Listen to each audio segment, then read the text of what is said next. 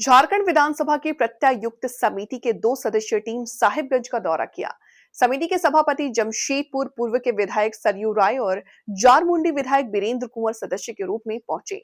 समिति ने जिला के विभिन्न विभागों के कार्यों का समीक्षा किया। इससे पहले सरयू राय और भाजपा विधायक वीरेंद्र कुंवर साहिबगंज की गंगा नदी में स्नान किया और सकरी गली में बने बंदरगाह का निरीक्षण किया।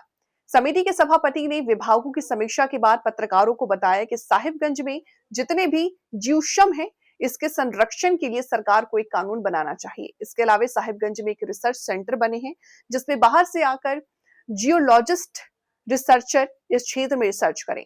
साहिबगंज में एक मंडरो जीवाश्म डायनासोर काल है, जिस पर और शोध हो सकता है। इसके अलावा साहिबगंज में जन सरोवर से जुड़े विषय में काफी कमी है, चाहे वो नगर परिषद क्षेत्र में पेयजल, सॉलिड वेस्ट या अन्य नागरिक सुविधाएं नियम के अनुसार नहीं है। कोई भी योजना पूर्ण नहीं है। वृद्धा पेंशन, विधवा पेंशन, मैया समान योजना सभी सुस्त पड़ी है। उन्होंने कहा कि साहिबगंज बहुत पुराना शहर है, इसका एक ऐतिहासिक पृष्ठभूमि है।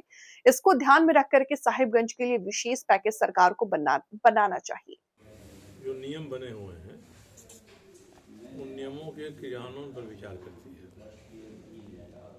तो सीमित विभाग बुलाए जाते हैं, इसमें आए थे, लोग आए थे, तो हम लोगों ने इसी पर चर्चा किया, कई विभागों के नियम के बारे में, और मोटा मोटी ये हम लोगों को 2-3 चीज़ें इसमें सामने आई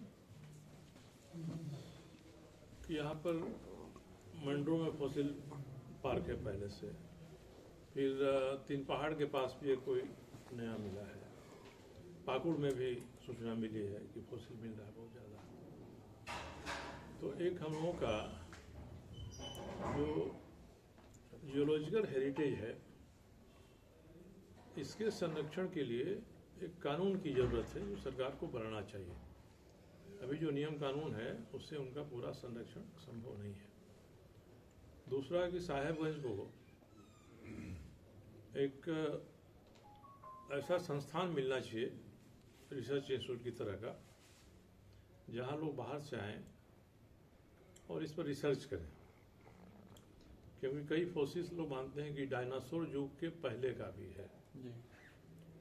तो संभव है कि डायनासोर युग में कहीं डायनासोर का अंडा या कोई ऐसा चीज़ बहुत रिसर्च करने पर कहीं मिल जाए, तो एक हिस्टोरिकल जगह हो सकती है।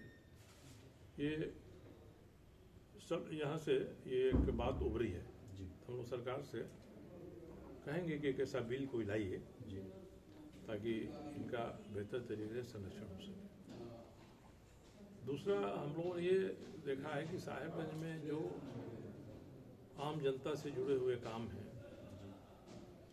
सूचना अधिकार अधिनियम है, सेवा की गारंटी अधिनियम है, रूटीन तौर पे ही काम हो रहा है। जो सामाजिक सुरक्षा के काम हैं, आपको वृद्धावस्था विधवा पेंशन मिलना हो, मैया योजना में नया इंक्लूजन हो, नए लोगों का समावेश हो, इस दिशा में कोई बहुत काम अच्छा होता दिखाई नहीं पड़ा। अब खास करके हम लोगों का ध्यान था कि जो नगर पालिका है, साहिबगंज बहुत पुराना शहर है, मगर आज भी यहाँ पीने के पानी की व्यवस्था, यहाँ का सीवेज ट्रीटमेंट, ये व्यवस्था पूरी नहीं हो सकी, मुकम्मल नहीं हो सकी। ये बड़ी तकलीफदेह बात है कि ये गंगा एक्शन प्लान में इस शहर को जोड़ा गया है। इसके बाद भी प्रगति बहुत कमजोर है यहाँ पर इस मामले में। साहिबगंज में डॉल्फिन का संरक्षण कुछ जगहों पर हो रहा है। डॉल्फिन की संख्या तो पूरे गंगा जी में घट गई है। राजमहल साहिबगंज के पास कुछ डॉल्फिन है 400-500 की संख्या में, उनको भी बहुत ध्यान से देखने पर डॉल्फिन दिखाई पड़ते हैं। डॉल्फिन तो नंगी आंख से देखिए और उलटते पुलटते 2-4 दिखाई पड़ गए। तो जो काम हो रहा है ये काम ठीक है, इसको ये बेहतर तरीके से हो रहा है। मगर यहाँ वनों की जो स्थिति है उस पर बात आई कि यहाँ पहले से जो पहाड़ों की ज़मीन सेटल्ड है वो रेती अधिकार में सेटल्ड है, कुछ पहाड़िया के लिए सेटल्ड है, कुछ और दूसरे कौम के लिए सेटल्ड है। और रिजर्व फॉरेस्ट नाम का यहाँ है, रिजर्व घट गया नहीं, पहले ही उतना है और दोनों तरफ आपको कम्युनिटी फॉरेस्ट के बीच में रिजर्व फॉरेस्ट है, तो रिजर्व फॉरेस्ट की परिभाषा के अनुकूल भी नहीं ठहरता है।